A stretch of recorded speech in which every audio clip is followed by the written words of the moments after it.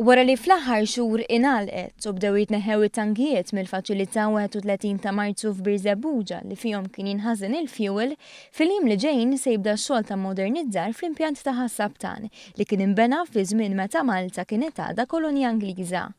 One News tkellem mal-kap eżekuttiv tal-kumpanija tal-Gvern Enemed dwar dan il-proġett li se jkun qed jilħaq l-istandards kollha ta' sigurtà waqt li l-fuel se jkun immaniġġjat b'mod aktar effiċjenti. Il-proġett ta' Ħassabtan primarjament jikkonsisti f'żewġ proġetti f'wieħed għandek il-parti li hija ta' taħt l-art fejn ħajsir l-upgrade tal-tankijiet, ħajsir lining ġdid u jiġu upgraded kollha għall-istandards kemm ambjentali u anke tal-industrija għal-ġurnati għallum. Il-proġett ta' Ħassabtan se juża 35 km² inqas start minn dak li hemm f'Biżebbuġa. Dan għaliex se jkunu qed jintużaw il-faċilitajiet tal-ħażna li hemm taħt l-art. Barra minn hekk ukoll f'dak il-proġett ta' taħt l-art hemm il-konverżjoni ta' 3 tankijiet għall-petrol biex il-ħażna li hemm bħalissa ġo Biżebbuġa tiġi trasferita għal Ħassabtan taħt l-art.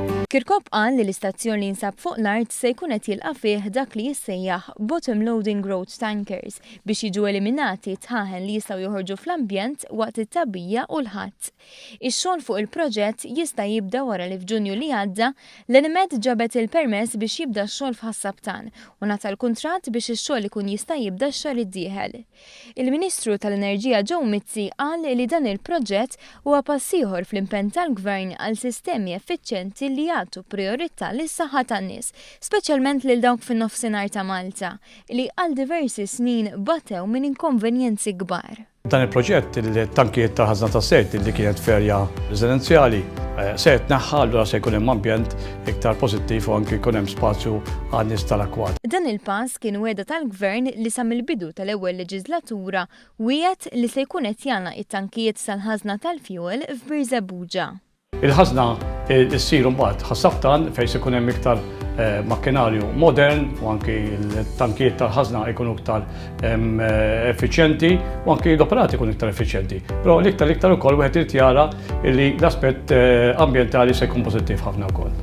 Il-Ministru temm jgħid li dan il-proġett jikkumplementa l-ħidma li saret fl-aħħar snin biex ingħalqu żewġ power stations li kienu jaħdmu bil-heavy fuel oil biex pajjiżna għala il-kapitlu darba l-dejjem tal-aktar żejt li jniġġes u issa qed jagħmel użu mill-gass naturali.